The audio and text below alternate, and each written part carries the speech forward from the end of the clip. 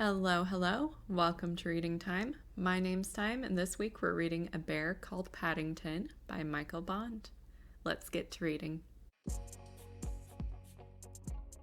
A Bear Called Paddington is a children's novel about a couple, Mr. and Mrs. Brown, who find a bear in Paddington train station and decide to take him home with them, where he has a lot of extraordinary adventures in ordinary circumstances. Each chapter is a short story of some adventure that he gets into, and overall it is very cute and generally wholesome.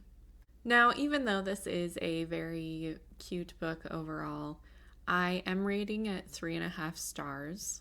And I think there's a couple of reasons for that. So first off, I've mentioned in previous videos that I think I've found that there's a certain type of book that requires a certain suspension of belief that I, for some reason, just don't enjoy as much as other books.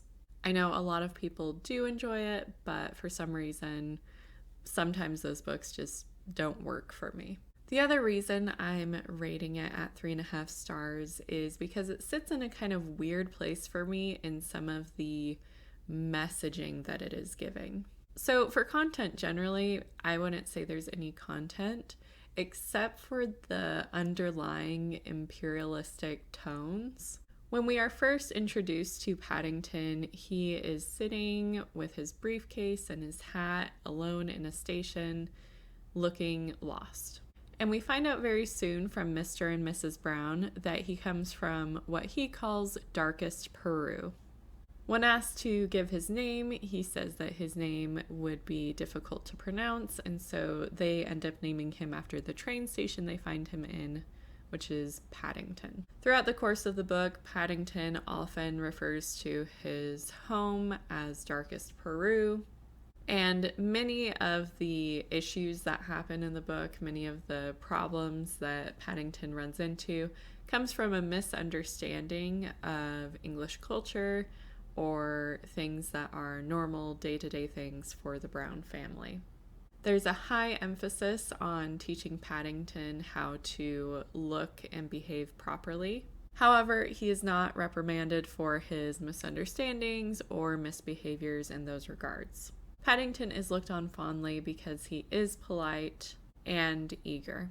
So for me, this kind of sits in a weird spot where it is promoting things like immigration and adoption and other things like that.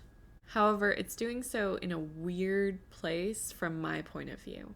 For me, the message that is being sent across is that it is the place of proper people to teach immigrants or to teach those who are improper the ways of life and the ways of how to properly behave. With that being said, the book doesn't overly push this idea, but it's kind of this underlying tone throughout the book, and that's why I'm rating it where I'm rating it. Now for reading level, I would put this at a 3rd to 5th grade reading level. It is definitely one for those who know how to read, but it could be introduced at a younger age. They just may not appreciate the stories as much, and it may be too simplistic for those of older age groups. Potentially, if you were to teach this book and you took it from the right angle, you could teach about how cultures differ from one another and how it can be easy to have misunderstandings when you are in a place that you're not familiar with. This would be especially applicable if you were teaching this book to an American audience. Because this book is set in England, there definitely are differences between cultures.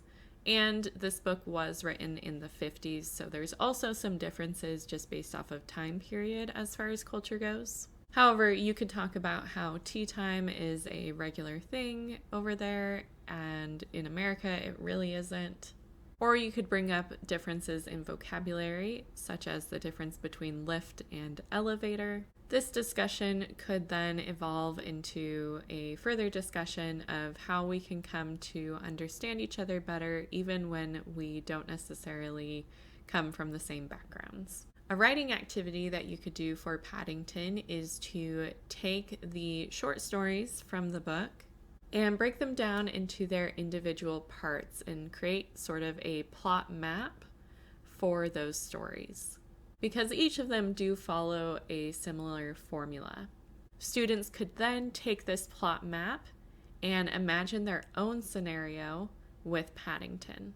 You could either provide prompts for students to imagine Paddington in specific situations and have them write according to those situations and plot map, or you could have students come up with their own scenarios to put Paddington in.